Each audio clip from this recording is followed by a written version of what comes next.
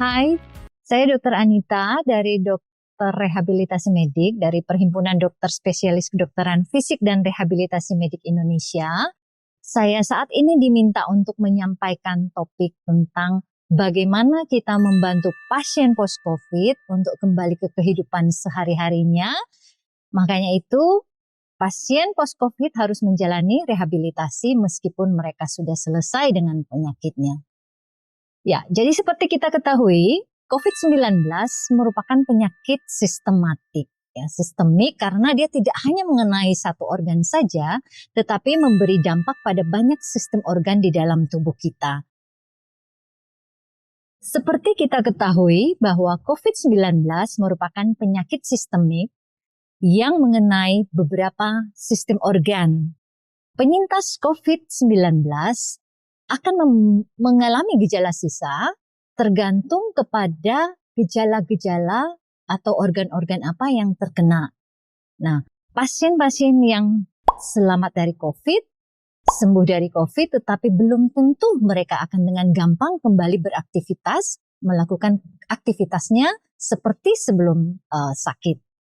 Nah, disfungsi tubuh ini, karena disfungsi sistem organ ini akan menyebabkan seseorang walaupun menyintas dari COVID, tetapi akan mengalami disabilitas, ketidakmampuan melaksanakan pekerjaan, aktivitas tertentu karena disfungsi organnya.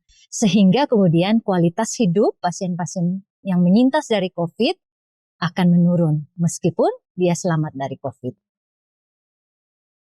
Apa sebenarnya yang terjadi dengan para penyintas COVID-19? Gejala dan disfungsi ini tentu saja tergantung pada derajat klinis penyakitnya waktu dia sakit, dirawat, atau di dalam isolasi, dan juga tergantung penyakit-penyakit penyerta dan apa komplikasi yang dialami selama dalam perjalanan COVID-19-nya. Ya, jadi gejala klinis atau gejala sisa yang dialami tergantung pada klasifikasi yang tadi. Jadi kalau penyintas COVID itu waktu menderita COVID-19 hanya mengalami gejala ringan tanpa pneumonia, tentu saja akan berbeda dengan seseorang yang menyintas COVID tapi dari derajat klinis yang berat atau bahkan sampai ke kritis. Jadi pasien yang selamat dari COVID dengan ventilator sebelumnya tentu saja akan mengalami gejala sisa yang lebih berat dibandingkan pasien yang selamat dari COVID dengan tanpa pneumonia. Ya, jadi apa yang dilakukan rehabilitasi pada COVID-19 ini? Sebenarnya hierarkinya rehabilitasi itu dimulai dengan pencegahan primer. Jadi seseorang sebelum terinfeksi COVID, dia harus punya daya tahan tubuh yang bagus agar supaya membantu melawan infeksi COVID-19. Nah, rehabilitasi masuk mulai dari fase ini dengan memberikan latihan-latihan yang mensupport, mendukung terbentuknya imun sistem yang optimal dalam tubuh seseorang sehingga bisa mencegah terjadinya infeksi COVID-19. Nah, pencegahan sekunder adalah kalau seseorang sudah terinfeksi, terpapar dengan COVID-19, kita buat supaya keparahan atau perjalanan penyakitnya bisa dikendalikan sehingga tidak terjadi penambahan derajat keparahan dari penyakitnya. Sedangkan pencegahan tersier adalah pasien yang sudah selamat dari COVID-19, kita buat imun sistemnya bagus sehingga bisa mencegah terjadi reaktivasi dari peradangan karena infeksi virus ini, atau kita bisa mencegah terjadinya reinfeksi lagi. Karena seperti kita ketahui, ternyata COVID-19 bisa menyebabkan infeksi yang berulang bahkan pada seseorang yang sudah beberapa kali terkena COVID-19. Nah, bagaimana rehabilitasi melakukan semuanya ini? Dari aspek fisik, kita ketahui ada terjadi disfungsi organ pernapasan, ya. yang paling menyebabkan angka kematian, morbiditas adalah respiratory dysfunction-nya karena infeksi COVID ini. Kemudian masalah kardiovaskular. Kemudian terjadi gangguan fungsi ginjal. Kemudian selain daripada disfungsi organ-organ sistem organ tubuh kita ini, kita tahu bahwa pasien yang terinfeksi ya atau orang yang terpapar dengan COVID-19 ini pasti akan mengalami isolasi ya, baik isolasi mandiri maupun di rumah sakit, bahkan sampai yang paling kritis berada di ruangan ICU. Nah, apa yang terjadi dengan pasien-pasien COVID ini karena terisolasi, terjadi pengurangan aktivitas fisik yang sangat drastis ya. Dari tadinya dia aktif berolahraga, rutin melakukan kegiatan fisik yang mungkin banyak dan dominan, kemudian terjadi penurunan karena dia harus terbaring di rumah sakit atau berada di ruangan yang sangat terbatas di tempat isolasinya. Ini akan terjadi kondisi yang disebut dekondisi. Jadi fungsi-fungsi organ tubuh yang tidak terpakai dengan maksimum, baik karena penyakitnya maupun karena keterbatasan aktivitas karena berada di ruang isolasi. Nah, kemudian ada gangguan kognisi yang sangat sering belakangan ini mungkin kita sering mendengar, ada yang disebut delirium. Sebenarnya delirium itu adalah kondisi yang sudah lama ya, sebelum COVID ini merebak juga. Pasien-pasien yang mengalami kekurangan oksigen, hipoksia, tentu saja akan mengalami kondisi penurunan awareness ya, tingkat kesadaran, kontak dengan lingkungan atau dengan orang lain karena masalah suplai oksigen yang terganggu di jaringan otak. Kemudian ada kondisi gangguan kognitif gitu yang sering terjadi karena kondisi hipoksia yang lama biasanya ya. Pasien yang penurunan kadar oksigennya lama tidak segera teratasi sehingga kemudian terjadi hipoksia. Apalagi kalau irreversible ya, hipoksianya irreversible, itu akan salah satu memberikan dampak pada gangguan kognisi. Dan ini terjadi terutama pada pasien-pasien dengan gagal napas ya, masuk pada kondisi distres pernapasan yang sedang atau berat. Dan ini akan menjadi PR yang besar buat tenaga kesehatan untuk membantu bagaimana pasien bisa mengembalikan fungsi kognisinya setelah dia selamat dari COVID. Kemudian ada faktor lain yang tidak kalah penting adalah aspek psikososial.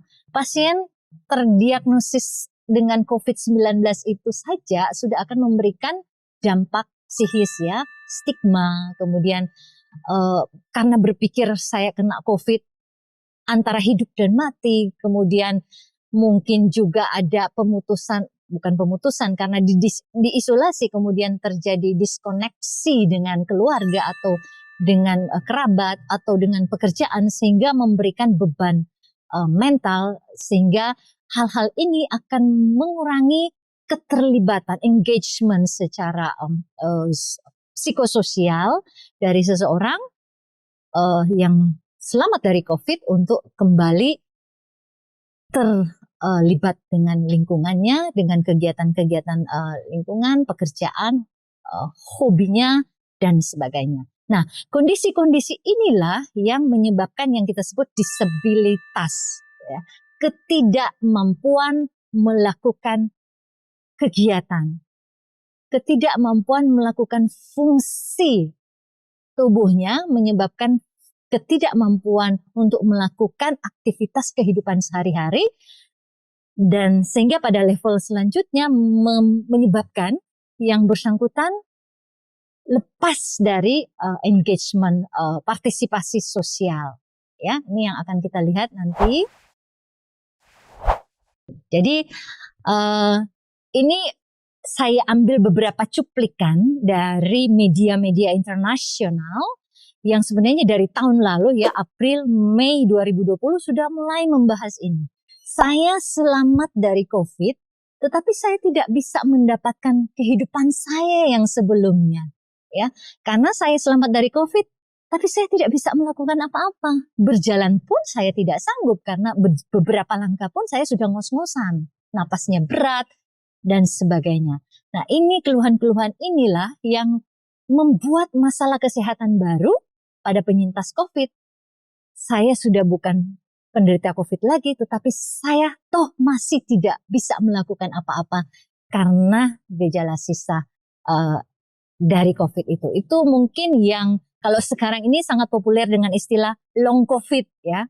Long COVID itu sebenarnya adalah pasca dekondisi ya, dekondisi dari sistem organ yang menyebabkan ketidakmampuan seorang penyintas COVID untuk melakukan aktivitas kehidupan seperti sedia kala. Nah, ini adalah PR besar buat tenaga kesehatan, buat kita bagaimana kita mengembalikan fungsinya sehingga dia bisa kembali mendapatkan kehidupan seperti sebelum dia menderita COVID-19. Nah, bagaimana kita membantu mereka untuk mendapatkan kembali hal itu? Nah, mari kita lihat apa sih sebenarnya yang terjadi dengan paru dan organ-organ tubuh lainnya sehingga pasien masih mengeluhkan gejala-gejala yang tadi sudah tidak COVID, tapi masih punya gejala-gejala yang membuat dia tidak bisa secara aktif bekerja atau melakukan kehidupannya sehari-hari seperti biasa. Ya, jadi tidak heran kemudian akan pada pasien-pasien post COVID-19 ini akan terjadi penurunan fungsi paru. Walaupun mungkin di Indonesia sendiri kita belum punya, mungkin teman-teman dari PDPI ya yang akan nanti meneliti seberapa besar persentase penurunan fungsi paru pada para penyintas COVID. Tetapi melihat patologi yang terjadi, tentu saja akan terjadi penurunan fungsi paru. Walaupun kita tidak tahu apakah penurunan fungsi paru itu terjadi secara reversible atau irreversible gitu ya. Berharap tentu saja tidak irreversible sehingga kita bisa nge-push ya para penyintas untuk mendapatkan optimalisasi oksigenasi melalui perfusi ventilasi yang baik tentu saja ya. Nah, ini tentu perlu proses latihan. Itulah sebabnya rehabilitasi penting untuk menargetkan hal ini. Nah, selain paru, tentu saja karena COVID juga seperti yang saya bilang tadi adalah penyakit sistemik yang juga mengenai organ lain ya. Jadi bayangkan dia kena organ parunya, terus kena juga jantungnya, gitu ya. Miokarditis atau myocardial injury itu kan adalah hal-hal yang umum terjadi dalam infeksi COVID-19. Dan itu saja tentu saja menambah beban pompa jantung tentu saja. Nah, jantung dan paru adalah dua organ yang sinergi, gitu ya. Kalau pompanya lemah, bagaimana kita mensuplai oksigen, ya? Mensuplai oksigen sehingga penyintas yang mempunyai komplikasi juga pada kardiovaskuler, yaitu tentu saja akan memiliki gangguan penyesuaian oksigenasi ya pada saat dia beraktivitas lebih berat tentu saja dengan penyintas yang hanya memiliki misalnya masalah di parunya saja pasca pneumonia. Salah satu organ yang berespons adalah yang sering juga menyertai adalah ginjal. Ya. Ginjal seringkali terkena inflamasi karena COVID-19 ini, sehingga kalau fungsi ginjal menurun, kemudian dia berkontribusi pada metabolik sistem kita dan itu akan menambah beban dari sistem pernapasan ya untuk melakukan sirkulasi tentu saja ya. Pengeluaran CO2, pengeluaran asam laktat dan sebagainya, metabolik itu tidak pernah terpisahkan dari respirasi. Ya, nah di luar itu kita akan lihat bahwa status dekondisi tadi ya, di mana mengalami pengurangan pemakaian sistem organ ya, baik otot, sendi, kemudian saraf ya. Karena tidak baring atau pengurangan aktivitas fisik itu akan membuat penurunan fungsi kardiovaskuler bersamaan dengan respirasi yang kemudian akan menyebabkan suatu intoleransi latihan. Yang harus kita lakukan adalah tentu saja membuat intoleransi ini terkoreksi. Karena selama tidak terkoreksi, maka dia tidak akan mendapatkan kembali kapasitas fungsionalnya.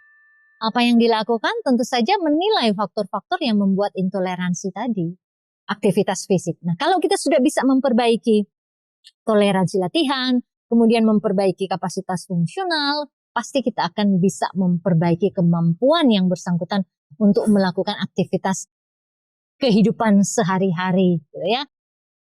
Pada akhirnya, tentu saja kita akan bisa membuat yang bersangkutan kembali ke pekerjaannya, kembali ke kehidupan sosialnya, kembali ke partisipasinya, sebagai apapun fungsinya dia dalam keluarga atau dalam masyarakat. Nah, kembali lagi ke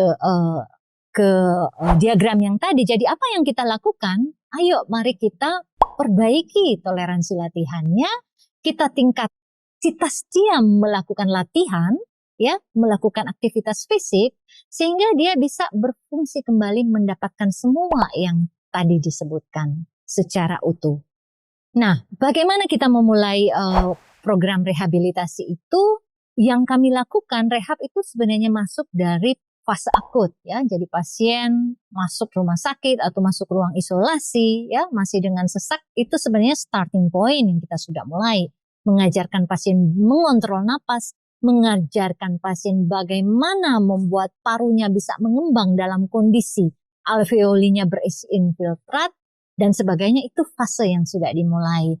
Kemudian fase itu akan berjalan terus, ya, jadi pasien dari akut menjadi subakut, karena pasien kadang-kadang lebih dari 1 bulan di rumah sakit, dan kita harus mempersiapkan pada saat dia sudah akan pulang apa yang akan dia lakukan di rumah, gitu ya. Sejak di dalam perawatan sudah dilakukan rehabilitasi, ya, untuk mencegah komplikasi dan rekondisi, tetapi pada saat di ujung perawatan kita harus mempersiapkan, ya. Kalau dia sudah mau pulang, kita harus mempersiapkan program-program yang harus dilakukan di rumah secara utuh, ya. Jadi nggak boleh stop mentang-mentang sudah sembuh, pulang di rumah sudah selesai. Enggak. Dia harus tetap dibekali dengan latihan-latihan di rumah yang harus dilakukan. Itu bisa kita bekali dengan leaflet, dengan video. Saya kira sudah banyak beredar video-video. Tetapi kita harus menentukan dulu kalau dia mau latihan di rumah, latihannya mau yang bagaimana, latihannya mau sejauh mana, karena kita harus mengingat keamanan, ya, pada saat kita memberikan latihan. Nah, tidak jarang, dan ini sangat sering kami lakukan di persahabatan, kami melakukan program telerehabilitasi, ya. Jadi pasien itu kan biasanya datang dari bermacam penjuru angin, gitu ya. Jadi yang mungkin tidak bisa setelah dia pulang dari perawatan, dia tidak mungkin bisa langsung balik lagi untuk datang ke rumah sakit untuk melakukan program rehabilitasinya. Jadi yang kami lakukan adalah kita bisa setting, lakukan latihannya, programnya itu secara tele, ya, dikondak dari jauh, dimonitor dari jauh, kemudian dibuat catatan harian untuk memonitor perkembangan kemajuannya. Program yang pertama yang harus dilakukan untuk para penyintas COVID, bahkan mungkin bagi kita yang sehat pun tidak ada salahnya untuk melakukannya, adalah bagaimana kita melatih pernapasan, membuat fase inspirasinya itu lebih panjang dan lebih dalam. Karena inilah kesulitan pada pasien-pasien COVID, karena kerusakan tadi, dia tidak sanggup melakukan fase inspirasinya lebih panjang. Ya. Normal, inspirasi itu terjadi 2 detik, ekspirasi itu terjadi 3 detik.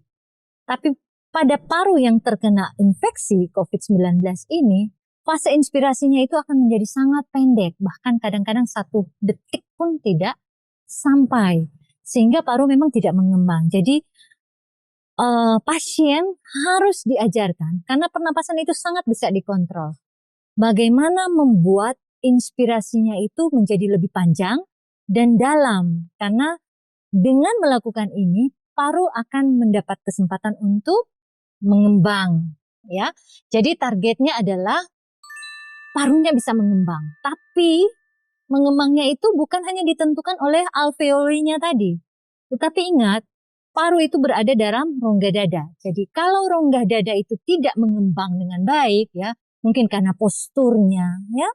Jadi kita harus perbaiki dulu posturnya. terutama bagian atas, karena bagian atas itu menentukan lobus paru paling atas itu bisa mengembang atau tidak. Kalau kita retraksikan bahu kita, ya seperti ini, atau membungkukkan punggung kita, sehingga akhirnya kapasitas paru untuk mengembang di bagian atas itu jadi terbatas. Jadi rule number one, kontrol napasnya, kemudian perbaiki postur sehingga ruang rongga dada ini tersedia buat paru bagian atas untuk bisa mengembang, dan tentu saja paru bagian bawah, karena itu duduk pun harus dengan posisi erect pada saat kita melakukan latihan pernapasan ini, ya. Jadi buatlah sepanjang mungkin inspirasi dan sedalam mungkin. Cara sederhana untuk kita memonitor perkembangan tingkat kebugaran pasien setelah dilakukan latihan adalah dengan yang namanya tes sit to stand 30 detik. Ya. Caranya sederhana, duduk dalam posisi tegak tanpa bersandar, dengan lutut ditekuk 90 derajat, ya, kaki agak dibuka, serileks mungkin, kira-kira selebar bahu. Kemudian pasien diminta meletakkan tangannya menyilang di dada dan diminta untuk duduk ke berdiri sampai berdiri tegak sempurna, ya, sebanyak mungkin yang biasa dilakukan sampai 30 detik selesai. Ya, ini akan menjadi patokan perbaikan kebugaran pada pasien yang kita latih, gitu ya. Contohnya kita mulai ya. Jadi setiap berdiri tegak sempurna kita hitung 1, gitu ya. Kita ukur dengan timer 30 detik. 3, 2, 1, mulai. 1, 2, ya. Lakukan secepat yang pasien bisa. Kalau dia tidak sanggup cepat, tentu saja dia bisa melakukan dengan istirahat atau selambat mungkin, tergantung kemampuan individualnya. Gitu ya. Begitu 30 menit selesai, kita hitung berapa kali dia bisa melakukan duduk ke berdiri itu. Jadi misalnya dalam 30 detik hanya bisa 5 kali atau 10 kali, itulah parameter kebugaran dia. Nanti kita evaluasi 1 bulan kemudian setelah dia melakukan program rehabilitasi, seberapa banyak peningkatan kemampuan duduk ke berdiri. Nah, duduk berdiri ini sebenarnya menggambarkan tingkat kebugaran kardiorespirasi yang paling sederhana, dengan cara yang paling sederhana dari sekian banyak uji yang dilakukan dengan alat-alat yang sophisticated, yang mungkin nggak mampu diakses di perifer dan sebagainya. Teknik batuk efektif dapat dilakukan oleh siapa saja, tidak hanya oleh pasien. Ya, kalau kebugaran pasien belum cukup baik, latihan ini dapat dilakukan dalam posisi bersandar. Tetapi sebisa mungkin perut tidak menekuk dan bahu tidak membungkuk atau tidak retraksi seperti ini. Jadi ini harus dibuka, ya. Kemudian bebaskan perut bagian atas dari tekanan karena kita duduk sambil menekuk. Ya, kalau kita mampu melakukan dengan duduk tanpa sandaran akan lebih baik. Kemudian selalu diawali dengan fase inspirasi. Tarik napas sambil mengembangkan rongga dada, ya. Karena dengan posisi ini rongga dada bagian atas dan bagian bawah akan mengembang, diikutin dengan inspirasi yang panjang yang dalam. Jadi lakukan dengan 3 siklus, kemudian diakhiri dengan 1 hentakan batuk, coughing atau huffing. Ya, seperti ini. Tarik napas, hirup dalam, kemudian tiup. Ya, lakukan dalam 3 siklus, tarik napas, tiup, ya. Pada saat tarik napas yang terakhir, bisa di hold, ditahan sedikit, baru atau kalau pasien masih terlalu lemah, lakukan hentakan dengan huffing. Seperti itu, ya. Kalau pasien masih terlalu lemah sehingga kelelahan pada saat mengangkat tangan, kita boleh melakukan bantuan dengan membantu menggerakkan kedua tangan bahu pasien supaya pasien tidak kelelahan. Tetapi pada saat mengangkat, pasien diminta untuk menarik napas yang panjang dan dalam seperti 3 siklus yang diajarkan tadi. Kadang-kadang kita mendapatkan kesulitan melatih inspirasi yang panjang dan dalam karena memang paru-paru itu sangat kaku, ya. Pasca COVID dengan fibrosis paru-paru itu sangat kaku. Nah, yang kita lakukan adalah melakukan latihan ini dalam posisi prone. Ya, posisi prone sekarang belakangan ini di era COVID itu menjadi sangat populer karena pada posisi prone ini perfusi dan difusi akan sangat lebih bagus terjadi. Kenapa? Nanti kita lihat fisiologinya. Nah, selama perawatan sebenarnya kita sudah sering mengajarkan pasien untuk melakukan ini. Tetapi dia tidak boleh stop melakukan ini pada saat dia pulang di rumah. Karena ingat, fungsi parunya tidak optimal, belum optimal pasca COVID. Sehingga posisi prone ini masih harus tetap dilakukan bahkan setelah pasien di rumah berbulan-bulan kemudian. Even buat orang normal saja, sebenarnya posisi prone tengkurap itu dikatakan secara fisiologis parunya itu akan mengembang lebih baik dibandingkan posisi telentang. Jadi tidak ada salahnya kita mencoba. Nah, inilah yang harus diajarkan diingatkan, diedukasi lagi kepada pasien atau penyintas COVID untuk terus melakukan itu di rumah. Prone position. Mari kita lihat bagaimana fisiologi yang menjelaskan kenapa ini penting. Ya, jadi dalam posisi telentang, supine, kita lihat paru paling luas itu ada bagian posterior, dorsal, ya. Bagian posterior, kalau kita tidur telentang, supine, paru yang paling luas itu ditekan oleh organ jantung kita yang besar, ya. Organ jantung kita yang besar.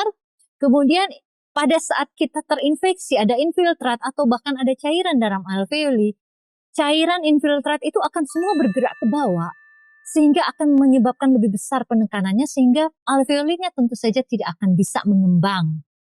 Pada saat kita membalikkan, ya, posisi dalam posisi prone, tengkurap, apa yang terjadi? Kita sebenarnya membebaskan area paru yang paling luas di bagian belakang dari tekanan, ya. Sehingga begitu dibalik, jantung yang menekan kan tetap akan ke bawah sehingga paru bagian posterior itu akan bebas tekanan. Dan cairan yang ke bawah itu akan mengarah ke area paru yang paling bawah, which is anterior yang paling kecil luas alveolinya. Sehingga pada kondisi ini, kenapa difusi perfusi jadi lebih bagus? Karena ya alveolinya jadi lebih gampang mengembang. Jadi orang yang kesulitan untuk melakukan inspirasi panjang, lakukanlah di saat posisi tengkurap ini. Ya, bagaimana melakukannya? Sangat gampang. Kalau sudah pulang, sudah tidak pakai selang-selang oksigen atau selang-selang infus, kita lihat gambarnya itu cukup meletakkan bantal. Ya, jadi pada posisi ini adalah posisi yang paling rileks. Ya, biasanya sebenarnya hanya satu bantal di area sternum. Kemudian posisi rileks untuk membuat leher dan bahunya rileks. Bantal di bagian panggul itu diletakkan kalau orangnya gemuk. Ya, dengan perut yang agak besar, sehingga waktu tengkurap perutnya itu ketekan, bisa mengganggu gerakan diafragma, maka kita biasanya meletakkan bantal di bawah panggul untuk mengangkat posisi panggul, sehingga abdomen akan mempunyai ruang untuk bergerak lebih leluasa, sehingga tidak mendorong organ abdomen itu tidak mendorong ke atas ke arah diafragma, sehingga tidak mengganggu gerakan diafragma untuk mengembangkan paru bagian bawah, bagian basal. Ya, jadi ini even buat orang yang sehat pun kalau kita melakukan kita akan merasa ya perbedaannya karena sebenarnya oksigenasi akan lebih bagus terjadi pada posisi prone ini. Nah, latihan pengembangan rongga toraks itu yang tadi saya sebutkan tadi itu lakukan simultan bersamaan dengan latihan napas. Gitu ya.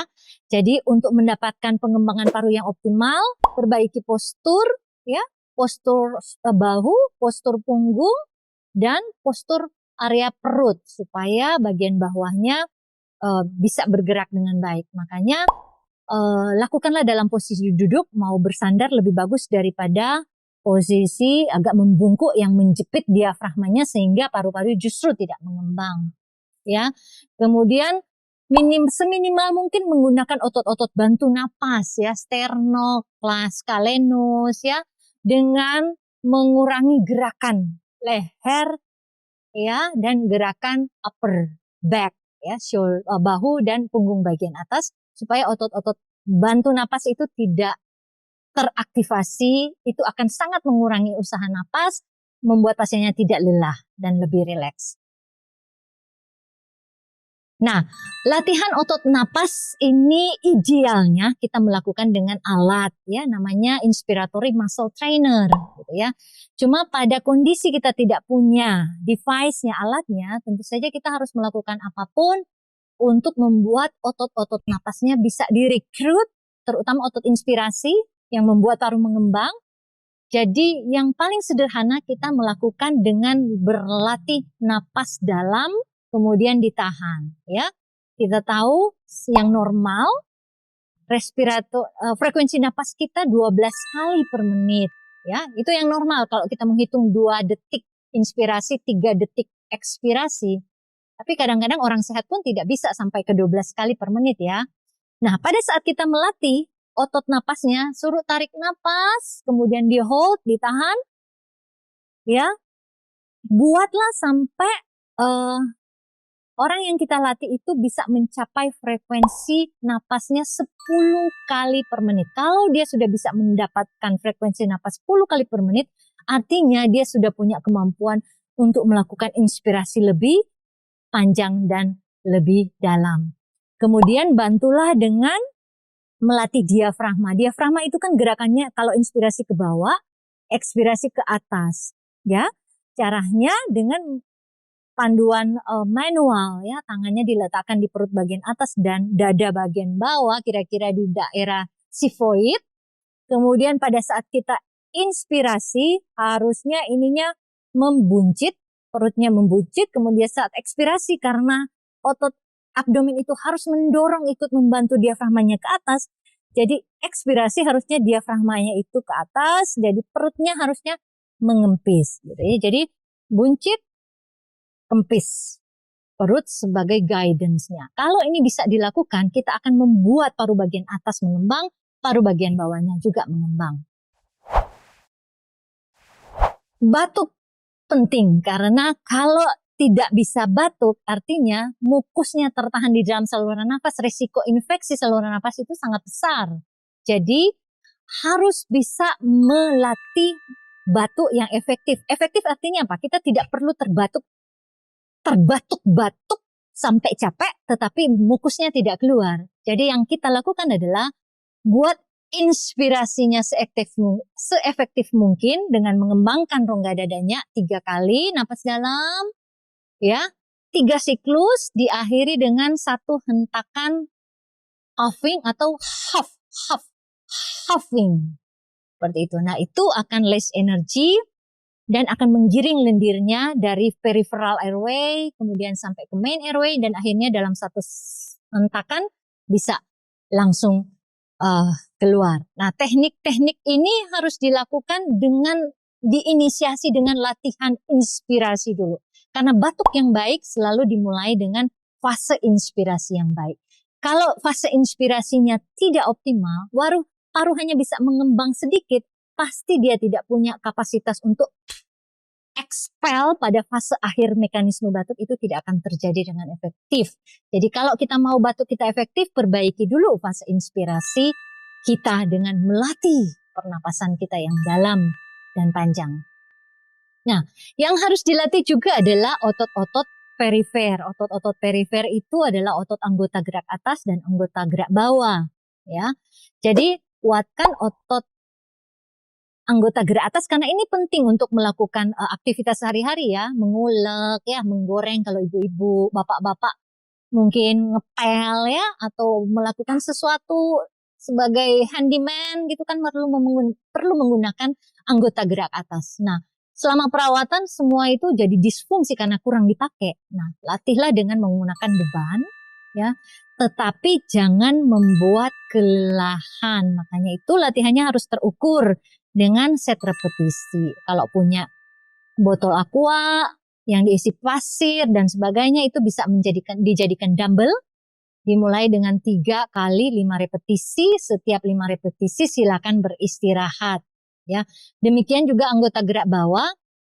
Kita bisa melatih otot-otot quadriceps itu dengan latihan yang disebut squatting, ya. Squatting atau bisa memakai kursi, kemudian latihan duduk berdiri ya, dengan tangan tidak menumpuk, kemudian latihan duduk berdiri sampai kakinya lurus. Hal lain yang perlu kita lakukan adalah melatih bagaimana pasien bisa berjalan, ya. Berjalan itu tentu saja relatif, ya. Kadang-kadang pasien 5 langkah saja dia sudah sesak. Jadi bagaimana melatih dia bisa mencapai jarak tempuh yang lebih baik, lebih jauh tentu saja. Jadi ajarkan pasien untuk mengakumulasi kemampuan jalannya. Misalnya hari ini dia berjalan 3 langkah, besoknya 5 langkah, dan seterusnya 5 langkah. Semakin hari semakin banyak, tapi jangan targetnya terlalu rendah. Misalnya, kalau misalnya dia berjalan 5 langkah, tetapi frekuensi napasnya tidak naik, berarti kita bisa menambah kapasitasnya untuk berjalan lebih dari itu. Karena mungkin tidak punya alat pemantau, misalnya tidak punya pulse oximeter, kita tidak bisa tahu saturasi oksigennya. Lihat pernapasannya pasien gitu ya. Kalau pernapasannya tambah cepat, kemudian lihat pola napasnya mulai menggunakan abdomen lebih dominan dibandingkan torakal, artinya kapasitas jalannya harus dikurangi, ya. Karena melakukan latihan itu juga harus terpantau supaya pasien tidak overtraining. Karena kalau dia overtraining, dia bisa kelelahan, dan orang yang kelelahan pasti akan berdampak pada sistem imunnya, gitu ya. Jadi itu trik-trik sederhana yang kita lakukan untuk memonitor, gitu ya. Bila diperlukan, pakailah alat bantu jalan, misalnya tongkat. Ada kan tongkat yang 1 atau 3 ujungnya, atau bisa menggunakan walker yang lebih steady gitu ya, sehingga pasien bisa lebih hemat energi, lebih hemat oksigen, pemakaian oksigen untuk berjalan. Jadi pastikan pasien jangan terdiam terus, jangan pulang tiduran terus. Jadi dia harus melakukan fungsi lokomosi ini, fungsi ambulasi ini, supaya kebugarannya bisa kembali lagi. Nah, fungsi tangan ini terutama pada pasien-pasien yang pasca ventilasi mekanik, ya, ventilator, biasanya fungsi tangan itu sangat terganggu, sehingga dia pulang tetapi mengeluhkan, kok saya kalau megang gelas nggak bisa, megang sendok aja untuk makan nggak bisa, suka jatuh, menulis aja nggak bisa. Jadi latihlah kemampuan tangannya pasien, mulai dengan bagaimana menggunakan jari jemari secara segmental, ya. Diawali dengan semuanya latihan peregangan, baru kemudian ajarin bagaimana cara menghandle, memegang objek, mulai dari yang paling besar, karena yang paling gampang adalah yang paling besar. Yang paling besar, misalnya mug, kemudian memindah-mindahkan kedua tangan, kemudian ajarkan memegang objek yang semakin kecil. Nah, effort yang paling besar adalah kalau dia bisa memindah-mindahkan biji-bijian, ya, misalnya biji kacang, ya, kacang tanah, atau yang paling kecil kacang hijau. Nah, kalau dia sudah sampai level ke situ, artinya hand skill-nya itu semakin baik. Nah, itu trik sederhana tetapi harus dilakukan, karena dia tidak akan bisa melakukan aktivitasnya kalau fungsi tangannya tidak berfungsi dengan baik. Nah, ini yang tadi saya bilang, kebugaran kardiorespirasi. Harus bugar. Biasanya kita memberikan latihan aerobik. Tetapi di tempat, di setting yang tidak punya fasilitas, kita harus mengakalinya dengan tadi yang saya bilang, ya. Buatlah trek berjalan di rumah atau di puskesmas, ya. Kemudian diukur dia bisa mampu berjalan berapa meter selama 6 menit gitu ya. Kalau punya puls silakan dimonitoring dengan puls oximeter ya. Kemudian di rumah dihitung ya berapa jarak tempuh dia bisa berjalan mulai dari 5 menit, kemudian naikkan 10 menit, minggu depannya lagi naikkan 15 menit sampai 20 menit. Kalau dia bisa berjalan sampai 20 menit, hitung berapa perubahan jarak tempuh yang dia bisa capai dari minggu ke minggu, gitu ya. Yang ideal adalah kita mengukur dengan uji latih, misalnya memakai sepeda statis atau dengan treadmill gitu ya.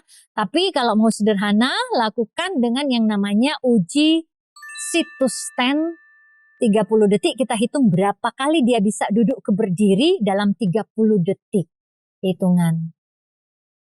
Nah, monitor terutama adalah monitor napasnya dan monitor denyut nadinya. Jadi pasien diajarkan bagaimana cara menghitung nadi dalam 1 menit full, atau kalau dia punya alat pengukur seperti pulse oximeter akan lebih gampang gitu ya. Tapi apapun kita lakukan untuk memastikan keamanan pada saat berlatih untuk kebugaran kardiorespirasi ini ya.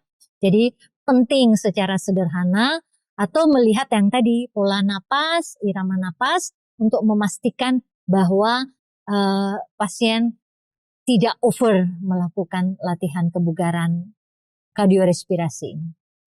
Jadi target rehabilitasi pada pasien yang sudah pulang ya, post COVID, penyintas COVID adalah bagaimana dia bugar beraktivitas tanpa terganggu lagi oleh sesaknya, bagaimana dia bisa bugar untuk kembali melakukan aktivitas olahraga, karena kebanyakan pasien juga senang berolahraga ternyata. Bertanya, dok, kapan saya bisa lari lagi? Kapan bisa bersepeda lagi? Kalau dia sudah melakukan semua aktivitas latihan tanpa sesak, dia boleh melakukan olahraga mulai yang ringan.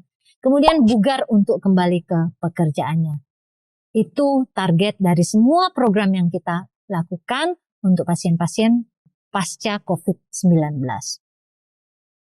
Ya, jadi kesimpulannya adalah rehabilitasi kalau sudah dimulai seawal mungkin sangat ideal, tetapi kalau dimulai pasca COVID-19, lakukanlah dengan mempertimbangkan faktor-faktor yang dijelaskan di awal, ya, apa kondisi-kondisi yang menyebabkan fisik, kognisi, psikososialnya merupakan menjadi kendala buat melakukan aktivitasnya. Kemudian dimulai segera sesudah pasien pulang, jangan nunggu berbulan-bulan ya, segera sesudah pasien pulang, segera kita lakukan program rehab ini, tentu saja menyesuaikan dengan sumber dayanya. Kalau yang sulit ada dokter rehab terdekat silakan dirujuk, tapi kalau tidak, lakukan dengan trik-trik sederhana yang tadi, pola-pola latihan yang sederhana yang tadi, dan harus aman dengan pemantauan. Jadi tidak ada alasan, tidak ada fasilitas, kemudian pasien tidak tertangani pasca COVID-nya. Kemudian latihlah pada fokus untuk mengatasi gejalanya yang mengganggu, kemudian perbaiki kapasitas pernapasannya, itu tadi secara sederhana, kemudian tambahkan latihan-latihan otot yang diramu dengan sesederhana mungkin supaya pasien bisa comply, bisa mampu melakukannya sendiri di rumah atau bisa melakukan di puskesmas, fasilitas kesehatan terdekat. Yuk, mari kita buat pasien mendapatkan kembali fungsi kehidupannya seperti saat sebelum dia terinfeksi COVID-19. Saya kira itu saja dari saya. Semoga bermanfaat buat teman-teman dalam membantu para penyintas COVID-19. Terima kasih.